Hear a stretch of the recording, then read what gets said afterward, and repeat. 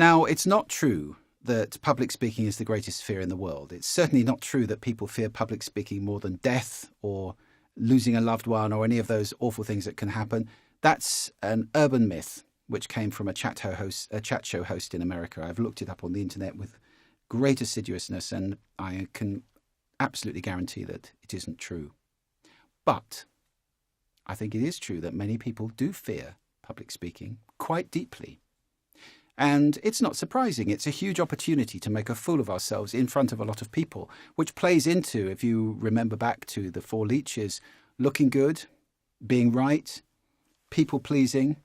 Those are all in play as we stand on a stage with the opportunity to look bad, be wrong, and displease everybody. So it's a high-risk environment, and one which does cause a great deal of stress for people who don't have the right tools to meet the challenge.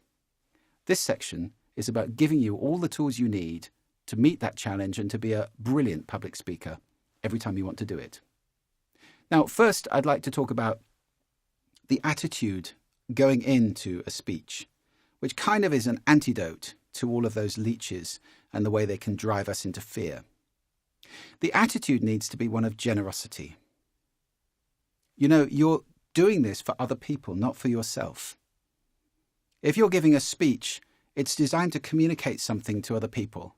And if your commitment is to them and not to looking good and being right and it's about me, but to generously giving them what you can give them to the best of your ability, it really does defuse the whole situation quite remarkably.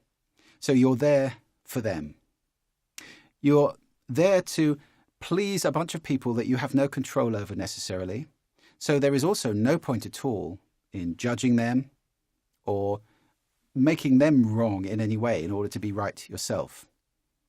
There was a great guy once said to me, a good way of not judging people, of not getting into being angry with people, is to think of them like trees. You know, we don't get angry with an elm tree for being an elm tree or an oak tree for being an oak tree. That's just the kind of tree they are. And in just the same way, people are all different. And if you start to say, well, that's just the kind of tree that person is, it makes it much easier to accept an audience, even if they're difficult or antsy or not paying attention as you think they should, perhaps a word that we don't want to use anymore. It's nice to think of them just as a forest of trees. That's how they are, and I'm generously giving to them. I'm not going to have the ability to change them, and there's no point wishing they were otherwise. So that's a good tip as well. And just genuinely, when you come on stage, even before you start, wish them well, as I'm wishing you well now. And I hope that comes across in the way I'm talking. So that is a very powerful state to be in on a stage in front of people, not about impressing them or being clever or witty or getting lots of applause out of them. It's not about taking, it's about giving unconditionally. That will then be a good foundation for a speech.